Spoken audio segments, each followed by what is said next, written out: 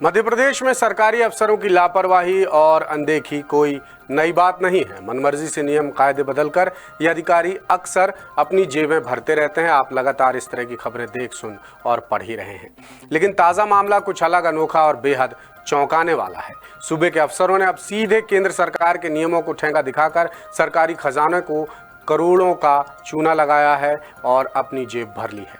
बात हो रही है Madhya Pradesh public health services corporation की, जिस पर प्रदेश में दवा और मेडिकल उपकरणों की खरीदी की निगरानी का अहम जिम्मा है। लेकिन इसी कॉरपोरेशन के अधिकारी कुछ चहेती कंपनियों को फायदा पहुंचाने के लिए काम कर रहे हैं। दरअसल सीमावर्ती देशों से सामान खरीदने में केंद्र सरकार के लैंड बॉर्डर शेयरिंग नियम लागू होते हैं, जिन्हें तोड़ मरोड़ कर अधिकारियों ने मनमर्जी से करोड़ों की दवाएं और मेडिकल उपकरण खरीद डाले हैं। ये मामला 2019 से 2022 तक यानी 4 साल का है, जिसका खुलासा डायरेक्टोरेट ऑफ रेवेन्यू इंटेलिजेंस यानी DRI की हालिया पड़ताल में हुआ है। ये घपला तब सामने आया जब बिलों के भुगतान में GST की हेराफेरी पकड़ में आई। फिलहाल आयकर विभाग हर साल का हिसाब खंगाल रहा है, फिर भी फौरी तौर पर 300 करोड़ रुपए से लेकर 500 करोड़ रुपए तक के घोटाले की आशंका जताई जा रही है। आखिर क्या है ये मामला और ये खेल किन IAS अफसरों के कार्यकाल में खेला गया है, बता रहे हैं भोपाल से हमारे ब्यूरो चीफ संजय शर्मा।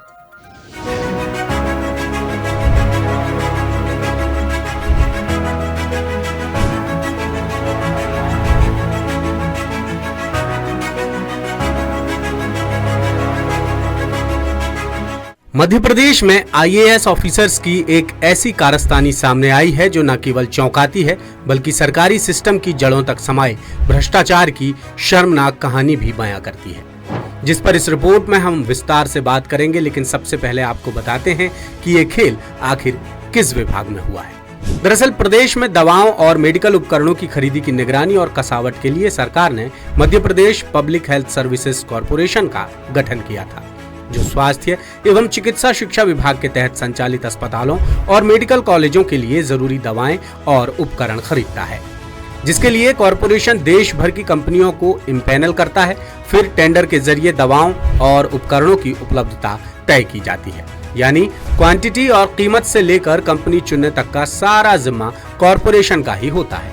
और इसी कॉरपोरेशन में अलग अलग अवधि में मैनेजिंग डायरेक्टर रहे IAS ऑफिसर्स के कार्यकाल में जमकर कोताही की गई है। अफसरों ने साल दर साल मनमर्जी से खरीदी कराई और सरकारी खजाने को खुलकर चपत लगाई। यही नहीं, चहेती कंपनियों के मुनाफे और खुद के फायदे के लिए GST प्रावधानों की भी जमकर धज्जियां उड़ाई हैं और इसी वजह से डायरेक्टोरेट ऑफ रेवेन्यू इंटेलिजेंस यानी DRI को बड़े घपले का शक हुआ, जिसके बाद जांच शुरू हुई और 2019 से लेकर 2022 तक की अवधि में करोड़ों का गोलमाल पकड़ में आया। फिलहाल आयकर विभाग हर साल का हिसाब किताब खंगाल रहा है, फिर भी फौरी तौर पर 300 से 500 करोड़ रुपए के घोटाले की आशंका जताई जा रही है। खुलासा होने के बाद अब संबंधित अधिकारी फिजूल के तर्कों और नियमों का हवाला देकर खुद को बचाने की कोशिश कर रहे हैं। अब आपको पूरा मामला विस्तार से समझाते हैं। दरअसल Madhya Pradesh public health services corporation ने केंद्र सरकार के एक बेहद अहम नियम में सेंध लगाकर गोलमाल की शुरुआत की, जिसे लैंड बॉर्डर शेयरिंग नियम कहते हैं। ये नियम कोरोना काल के बाद 2020 में केंद्र सरकार ने सीमावर्ती देशों से खरीदारी के लिए बनाया था। इसके तहत भारत की सीमा से लगे देशों से 200 करोड़ रुपए से कम कीमत की खरीदारी नहीं की जा सकती थी। यानी ये नियम इसलिए बनाया गया था ताकि छोटी मोटी खरीदी के नाम पर सरकार को चूना ना लगाया जा सके। कुल मिलाकर ये नियम कहता है कि छोटी मोटी सरकारी खरीदी के लिए केंद्र सरकार से इजाजत लेना अनिवार्य है, लेकिन कॉरपोरेशन ने केंद्र की नहीं सुनी और पाबंदी के बावजूद सूबे के अस्पतालों और मेडिकल कॉलेजों के लिए चहेती कंपनियों के जरिए 1-2 करोड़ से लेकर 20-30 करोड़ या इससे भी ज्यादा की दवाएं और मेडिकल सामग्री खरीदता रहा। मामले में और भी हैरानी की बात यह है कि कॉरपोरेशन के अधिकारी फर्जी बिल्स के जरिए कंपनियों को मनमुताबिक भुगतान भी करते रहे, जिस पर वित्त विभाग और सरकार ने कोई आपत्ति भी दर्ज नहीं कराई। 10 सूत्र की पड़ताल में पता चला कि पड़ोसी देश चीन से भी करोड़ों की खरीदी की गई और सरकार को अंधेरे में रखकर रेगुलर पेमेंट किया जाता रहा। लेकिन GST के हिसाब किताब के दौरान DRI को शंका हुई और उसकी आपत्ति के बाद घोटाले की नई परतें खुलकर सामने आईं और अब संबंधित अधिकारी ये नहीं बता पा रहे हैं कि लैंड बॉर्डर शेयरिंग नियमों के तहत कंपनियों को चीन जैसे देश से खरीदी की अनुमति उन्हें किसने दी। वहीं ज्यादातर अधिकारी मामला 3 से 5 साल पुराना होने की दलील देकर खरीदी को मध्य प्रदेश भंडार क्रय नियमों के मुताबिक बता रहे हैं। उनका कहना है कि स्वास्थ्य विभाग या कॉरपोरेशन सीधे खरीदी नहीं करता, यानी खरीदी भंडार क्रय नियमों के तहत की जाती है। लेकिन क्या राज्य सरकार के नियम केंद्र सरकार के नियम से ऊपर हैं? अफसरों के पास इस सवाल का कोई जवाब नहीं है और इसी वजह से डीआरआई दाल में काला नहीं बल्कि पूरी की पूरी दाल ही काली होने की प्रबल आशंका जता रहा है। डीआरआई ने चीन से दवाओं और मेडिकल उपकरणों की खरीदी में केंद्र के लैंड बॉर्डर शेयरिंग नियमों के उल्लंघन समेत सप्लायर कंपनियों को भुगतान में जीएसटी प्रावधानों की अनदेखी और टैक्स चोरी का भी खुलासा किया है। चूंकि मामला 2019 से 2022 यानी 4 साल का है, इसलिए टैक्स चोरी की रकम 300 से 500 करोड़ रुपए तक हो सकती है। फिलहाल आयकर विभाग science house Indore, Kanthali private limited और डिसेंट मेडिकल जैसी कंपनियों से की गई खरीदी की जांच पड़ताल कर रहा है।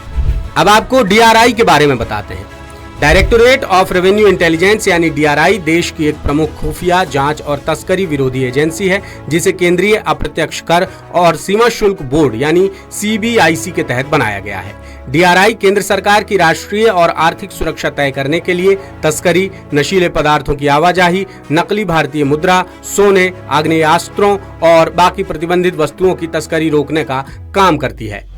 अब उन आईएएस अधिकारियों के नाम बताते हैं जो अलग अलग अवधि में Madhya Pradesh public health services corporation के मैनेजिंग डायरेक्टर रहे हैं। 10 सूत्र की पड़ताल में पता चला कि 2019 में डॉक्टर प्रवीण गर्ग, 2020 में डॉक्टर जे विजय कुमार और इनके बाद डॉक्टर सलोनी सिडाना और पंकज जैन कॉर्पोरेशन के एमडी थे।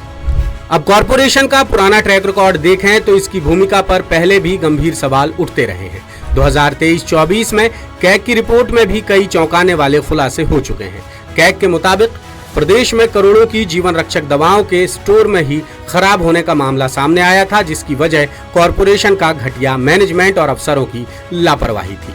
साल 2019, 2020, 2021 और 2022 में प्रदेश के उप स्वास्थ्य केंद्रों से लेकर जिला अस्पतालों तक जरूरी मेडिकल उपकरणों की भारी कमी सामने आई थी, जबकि कॉर्पोरेशन चहेती कंपनियों से लगातार खरीदी कर रहा था। कॉर्पोरेशन की लापरवाही की वजह से ही 2022 तक भोपाल में 330 तरह की जरूरी दवाएं स्टोर में ही खराब हो गई थीं, जिनकी कीमत 26 लाख रुपए से ज्यादा थी।